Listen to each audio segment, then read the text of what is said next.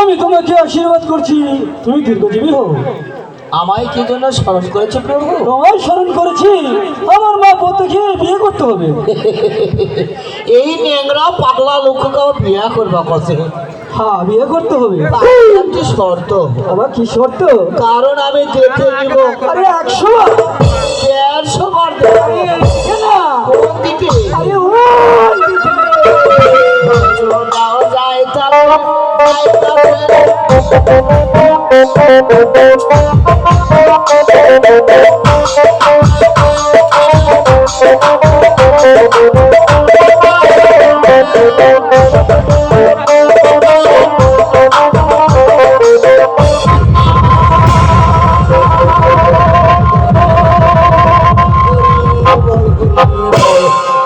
বাপরে বাপ, এমনি তো নেংরা মানুষ, আর যে মেশিন, এই মেশিন আমার চালানো শক্ত হলো।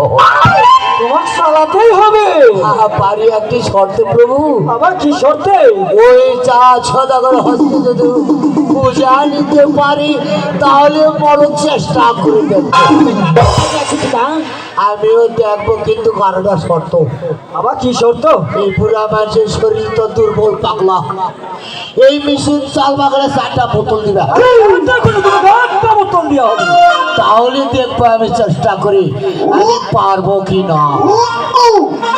ওই ও দাও যাইতাছে যাইতাছে।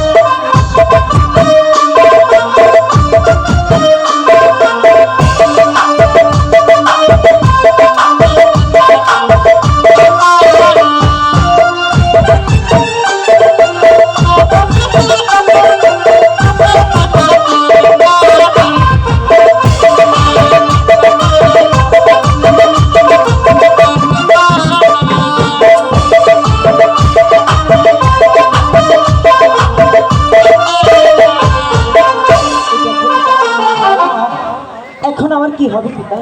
এখন তোমার কি হবে? হ্যাঁ পিতা। তাহলে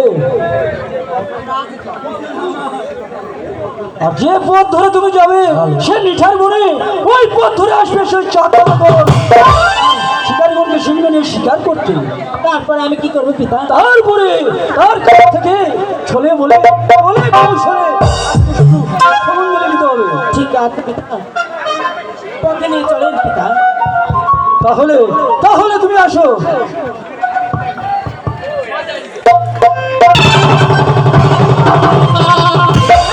ধরে ওই সদাগর শিকারগণকে নিয়ে তার শিকারগণকে সঙ্গে নিয়ে শিকার করতে আসবে।